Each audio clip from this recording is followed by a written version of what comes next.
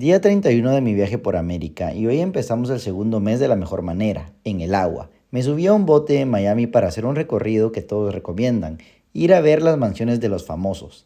A nada más salir, la vista del skyline de Miami desde la bahía es una locura. Los edificios gigantes, esos rascacielos que están en el downtown, recortados contra el cielo, te da una perspectiva completamente diferente de la ciudad. Solo por esta vista el paseo ya vale la pena. Nos fuimos acercando a las islas privadas, el guía nos va contando quién vive en cada megapropiedad, pasamos frente a las casas de, por ejemplo, Shakira y Jennifer López, de millonarios de tecnología, y realmente el tamaño de las mansiones y de sus yates es de locos. La energía en el bote es genial, buena música, el viento que se siente de Florida que es increíble. Es el típico plan que se ve en las películas y realmente vale muchísimo la pena. Estar viviendo esto después de 31 días por la ruta es increíble.